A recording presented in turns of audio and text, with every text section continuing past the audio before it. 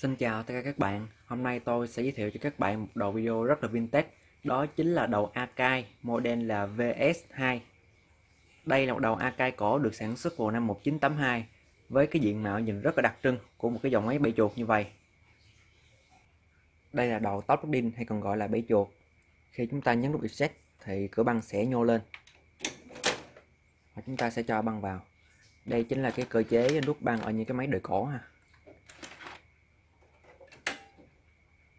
Cửa băng trong suốt và chúng ta có thể nhìn thấy rõ băng chạy bên trong. Tuy máy cổ nhưng được thiết kế rất đẹp. Đây chính là hai nút nguồn, nút on và nút off. Nút off này thì ngoài có tác dụng tắt nguồn ra, nó còn có tác dụng là kích hoạt timer ha. Đây chính là nút nguồn on. Đây chính là các nút dùng để thiết lập timer, RAM, cài đặt thời gian clock và reset. Chúng ta thấy là đối với những cái máy trong cùng thời kỳ thì cái máy Akai này thiết kế rất là đơn điệu, nó chỉ có một vài nút mà thôi.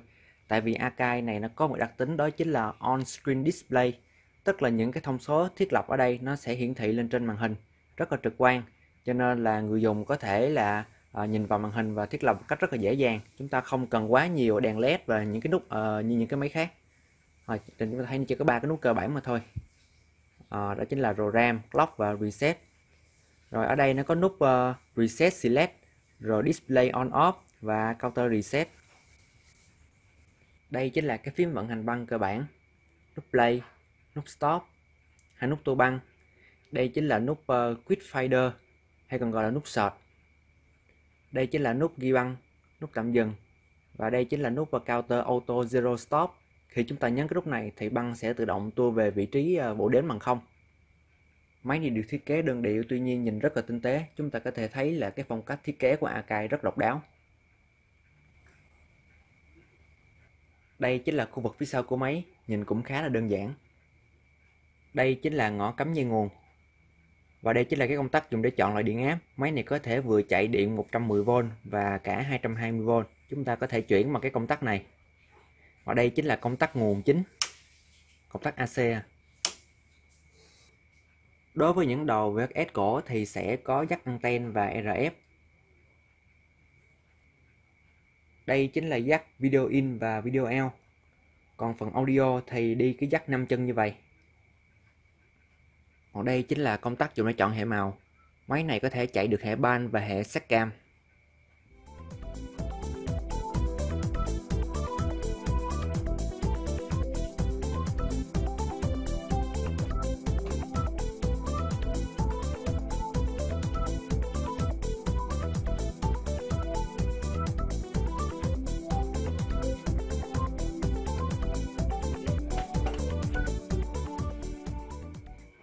Đây chính là bên trong của máy. Thiết kế đặc trưng của những máy cổ là cục tăng phô nằm ở bên phải và phía trong như vậy. Máy này sử dụng nguồn tăng phô rất to.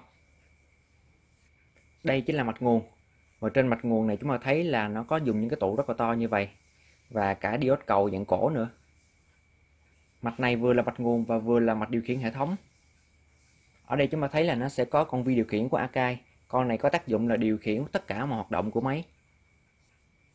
Ở đây có một tấm tản nhiệt rất to. Trên tấm tản nhiệt sẽ bắt con IC ổn áp STK và một con sò đen và một con sò xanh như vậy. Đây chính là khối ổn áp. Đây là phần dàn cơ, và phần dàn cơ này được che bằng một cái tấm sắt như vậy. Bây giờ chúng ta sẽ cùng nhau tháo tấm sắt này ra và xem cấu trúc của dàn cơ.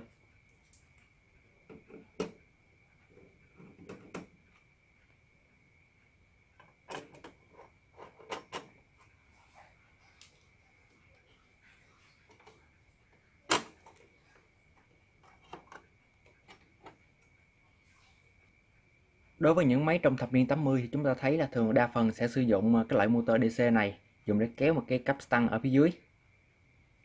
Để nhìn rõ cấu trúc dàn cơ thì tôi sẽ tháo phần hộp băng bẫy chuột này ra.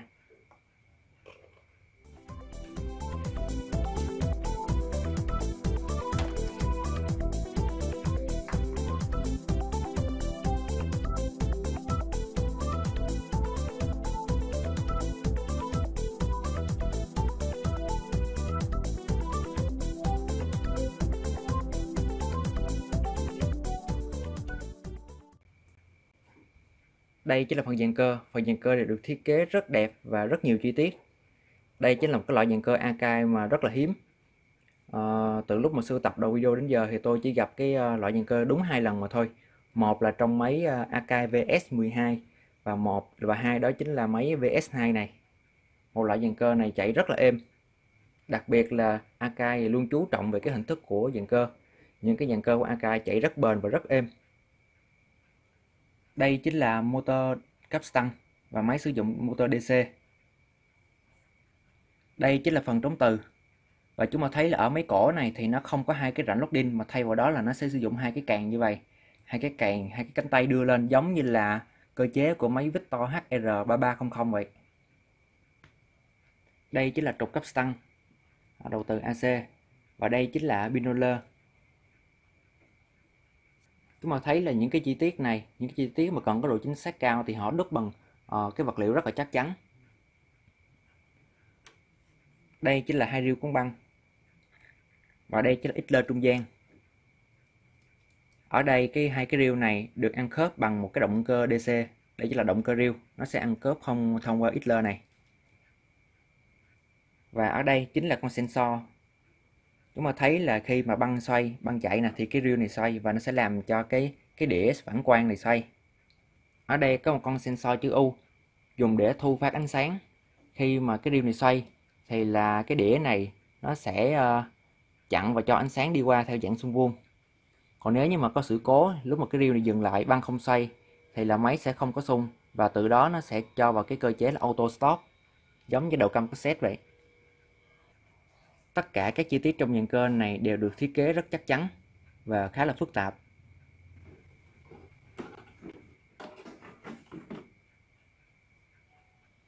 Phía dưới máy là hai tấm mạch rất to.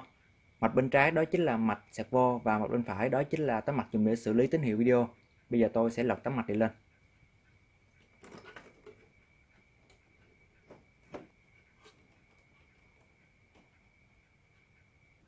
Đây chính là mạch servo, và ở máy đời cổ này thì sử dụng phương pháp servo analog. Chúng ta thấy là có rất nhiều biến trở, và ở đây nó có con IC servo rất thông dụng AN6350, rồi có IC MDA là TA7248B. Còn mạch bên phải này đó chính là tấm mạch dùng để xử lý tín hiệu video. Chúng ta thấy là cũng khá là phức tạp.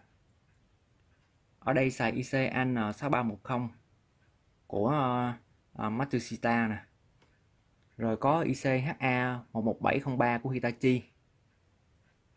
Khối màu phía trên này chúng ta thấy là nó sử dụng những IC của họ là AN nha. Họ AN chính là của Matsushita. Đây chính là phía dưới của phần dàn cơ. Cái loại dàn cơ này rất là hiếm, và tôi đã giới thiệu cho các bạn ở máy Akai VS12 rồi. Dàn cơ này chạy rất là tốt, chạy rất êm. Mặc dù đây chính là một cái dạng dàn cơ đời cổ thôi, nhưng mà nó chạy rất là ổn định. Đây chính là cái bánh trớn của capstan, và bánh trớn này được kéo bằng cái motor DC như vậy ha, và ăn khớp qua cái dây beo mà dạng dẹp. Đây chính là động cơ trống từ.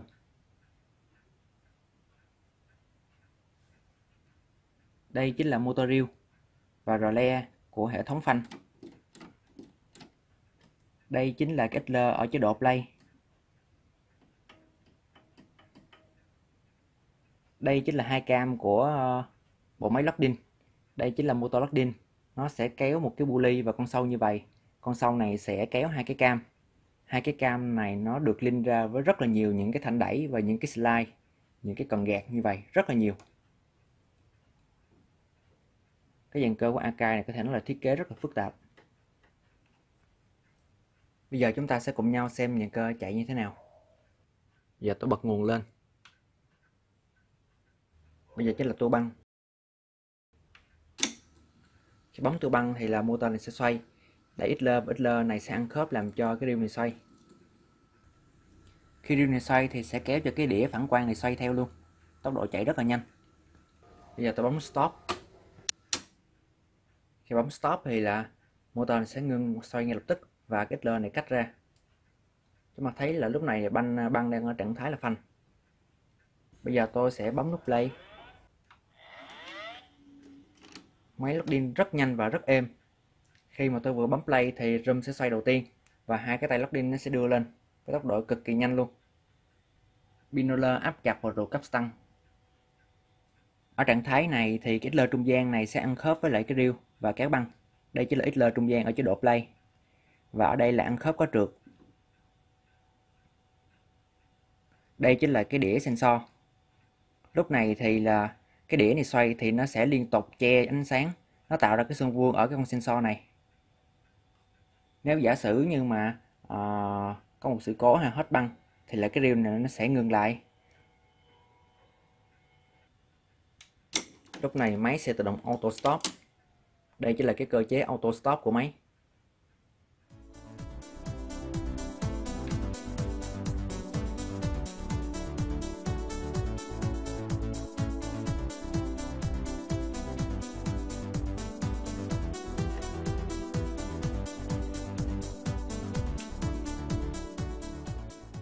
Bây giờ chúng ta sẽ cùng nhau xem những cơ chạy khi có băng ha.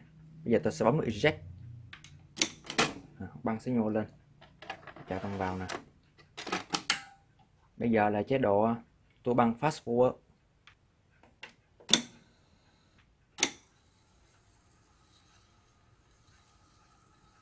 Máy tua băng rất là êm và rất là khỏe luôn các bạn. Đây là stop nè.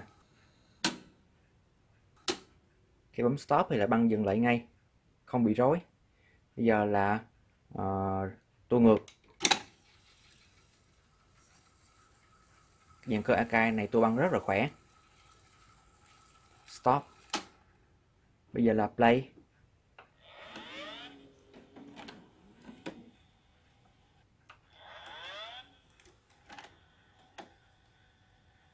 Máy lắc pin rất êm và rất nhanh.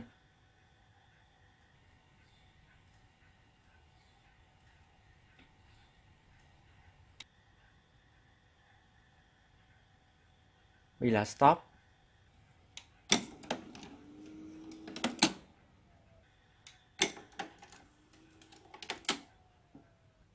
Bây giờ là eject. Dàn cơ này đáp ứng rất nhanh.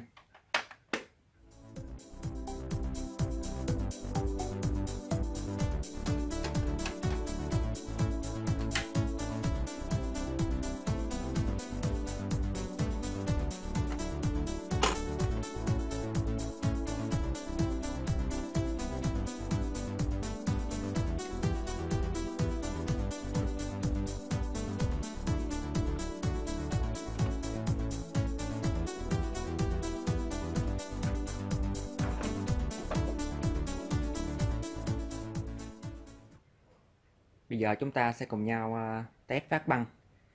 Trên monitor display thì vẫn hiển thị thời gian là 5:19:82.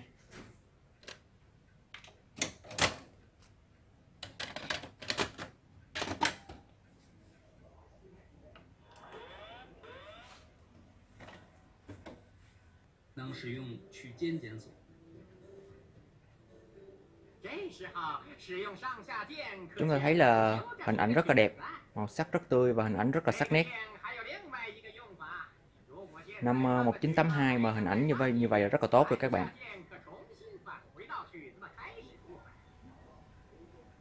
Đặc biệt là cửa băng trong cho nên chúng ta có thể quan sát được băng chạy bên trong.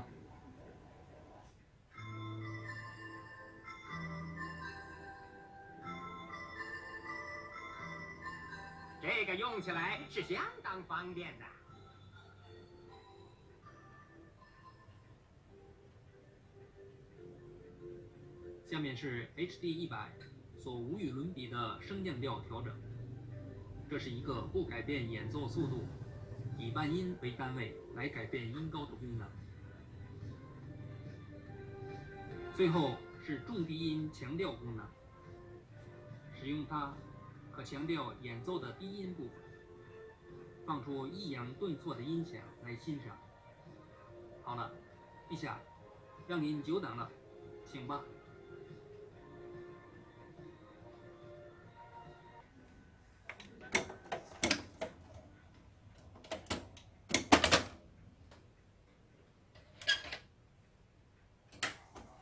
Vậy năm nay tôi đã giới thiệu với các bạn đầu top plugin, đó chính là đầu Akai model là VS2. Đây là một đầu top plugin khá cổ của hãng Akai, một trong những model rất là hiếm. Máy này tuy sản xuất trong giai đoạn thập niên 80 nhưng mà cho hình ảnh rất là tốt và thiết kế rất là đẹp, rất là độc đáo như vậy.